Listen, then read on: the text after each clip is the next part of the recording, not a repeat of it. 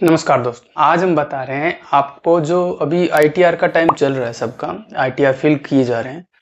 तो आज थोड़ी सी जानकारी आईटीआर से रिलेटेड कि अगर आप आईटीआर भर रहे हो और जो ट्रांजैक्शन है, किस ट्रांजैक्शन पे कितना लोड पड़ सकता है और कब हमें आईटीआर का नोटिस भी आ सकता है, यानी इनकम टैक्स डिपार्टमेंट से कब नोटिस आ सकता है, क्या चीज हम अवॉइड कर दें जिससे कि इनकम टैक्स हम पे डायरेक्ट नोटिस भेज सकती है या फिर हमारे उस ट्रांजैक्शन के लिए पूछ सकती है कि आपने ये ट्रांजैक्शन कैसे किया, सोर्सेज क्या है, कहाँ से पैसा आया, कहाँ इन्वेस्टमेंट किया। अगर उस चीज को आप फुलफिल अच्छी तरीके से बता देते हैं तब तो कोई दिक्कत नहीं है, और अगर नहीं बता देते तो फिर दिक्कत ही दिक्कत है। तो आइए आज हम इन्हीं की चर्चा करते हैं कि किस जगह पे आप कितना पैसा इन्वेस्टमेंट कर सकते हो और कितना पैसा आप ले सकते हो, दे सकते हो, इन्वेस्टमेंट कर सकते हो। इस सभी के बारे में छोटी सी जानकारी।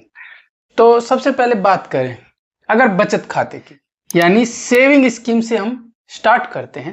अगर कोई अपने बचत खाते में, सेविंग अकाउंट में कैश जमा करवाता है 10 लाख, तब तक तो ठीक है।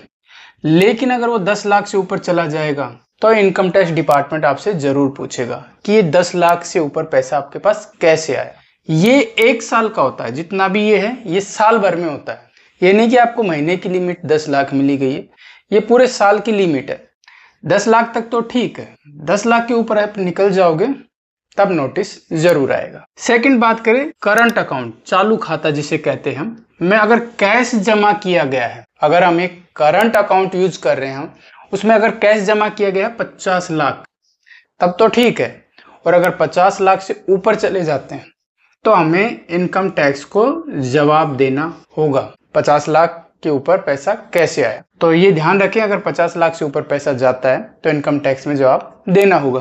थर्ड नंबर पे बात करें, अगर आप क्रेडिट कार्ड मेंटेन करते हो, ऑलमोस्ट तो सभी करते हैं, लेकिन फिर भी ध्यान रहे, अगर क्रेडिट कार्ड आपके पास है, अगर उसका बिल का भुगतान कर रहे हैं, तो जो भुगतान है वो एक साथ, यानी एक ही बार में आपने 1 लाख रुपए की अगर कोई इन्वेस्टमेंट की है, खरीदारी की है, और उसका एक बार में ही आपने 1 लाख रुपए का भुगतान किया है, तब तो ठीक है।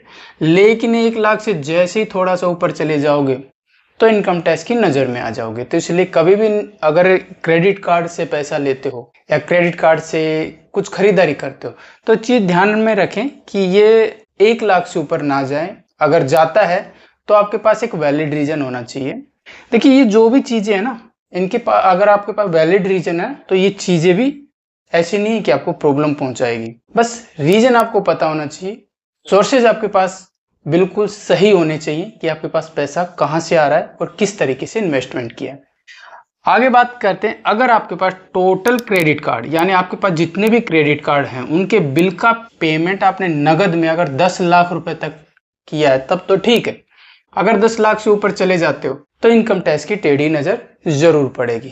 तो यहाँ पे भी ध्यान रखिए, आपके पास जितने भी क्रेडिट कार्ड है या आपके घर में, तो वहां की जो ट्रांजैक्शन लिमिट है वो 10 लाख से ऊपर नहीं होनी चाहिए बिलिंग की। अब आती है अचल संपत्ति, यानी रियल इस्टेट। अगर आपने रियल इस्टेट में कुछ भी खरीदा है, रियल इस्टेट में कुछ भी बेचा है, तो उसका जो ट्रांजैक्शन है, खरीदना और बेचना, आपका 30 लाख से ऊपर नहीं होना चाहिए। ये चीज ध्यान में रखें।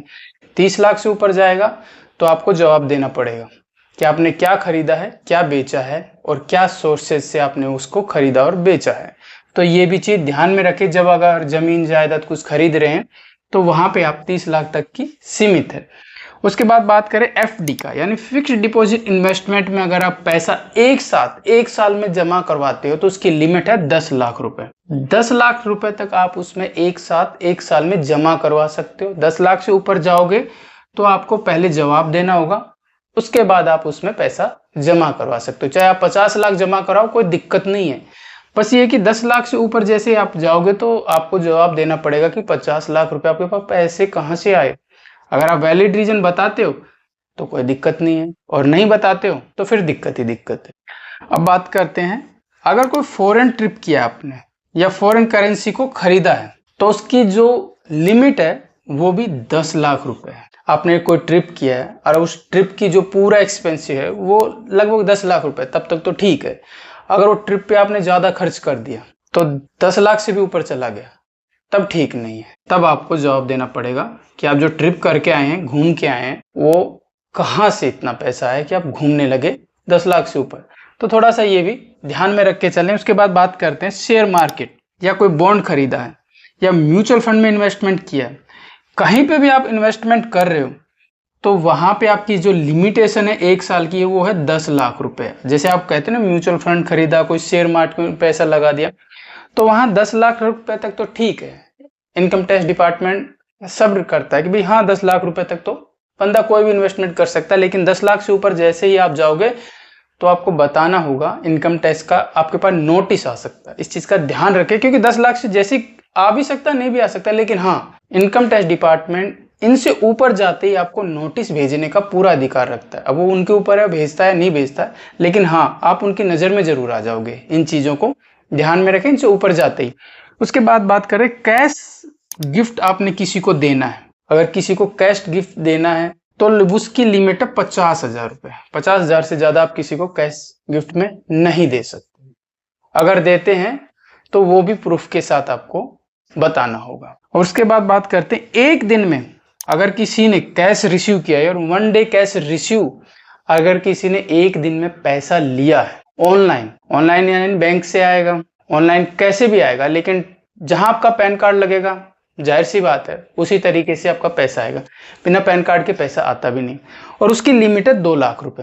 2 लाख से ज्यादा अगर एक दिन में आपने ट्रांजेक्शन ली है तब भी आपको इनकम टैक्स का नोटिस आएगा। ये चीज ध्यान रखने की बातें हैं। एक चीज और मैं आपको बताता हूँ, मान लीजिए एक कंफ्यूजन सबसे बड़ा था जो मेरा भी कुछ ही टाइम पहले क्लियर हुआ है कि आपने आपके एक बैंक अकाउंट में 10 लाख रुपए हैं, ठीक है, आपने वो 10 लाख रुपए निकाले, उसके बाद कुछ महीने बाद आपने वही पैसे आपके दूसरे बैंक अकाउंट में आपने डाल दिए, यानी जमा करवा दिए। कैश डिपार्टमेंट है यानी कि इनकम टैक्स डिपार्टमेंट है, उसके लिए मैसेज ये जाएगा कि जो आपने निकलवाए हैं वो पैसा तो आपने इन्वेस्टमेंट कर दिया, और जो आपने जमा करवाए हैं वो पैसा कोई दूसरा है। तो वो एक मैसेज जाता है, इनकम टैक्स डिपार्टमेंट उस पर पूछ सकता है आपको कि ये आपने जो नया पैसा जमा करवाया कैसे जमा कराया, क्योंकि उसका प्रूफ नहीं है कि आपने वही पैसा निकाला है और वही आपने दूसरे अकाउंट में जमा करवाया।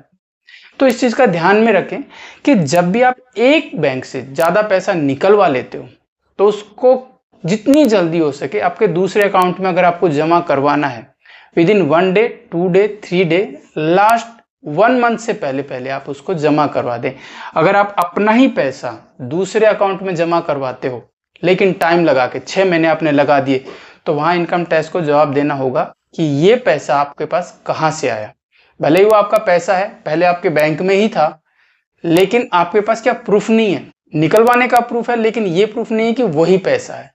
तो इस चीज का ध्यान रखें, जितना कम टाइम आप उसमें लगाओगे जमा करवाने में उतना ही अच्छा है। तो ये मैंने आपको कुछ नेचर ऑफ ट्रांजैक्शन का बताया है। लिमिटेशन नहीं है कि इनसे ऊपर अगर आप जाओगे तो आईटीआर में आपको जवाब देना होगा कि किस तरीके से आपने ये पैसा गेन किया है। और अगर इसके अंदर रहते हो तो इनकम टैक्स आपको नजर तो रखेगी लेकिन नोटिस से आपको दूर रखेगी। तो उम्मीद है ये चीजें समझ में आ गई होगी। मिलते हैं एक नेक्स्ट वीडियो के साथ, एक नई इन्फॉर्मेशन के साथ। जब तक के लिए धन्यवाद।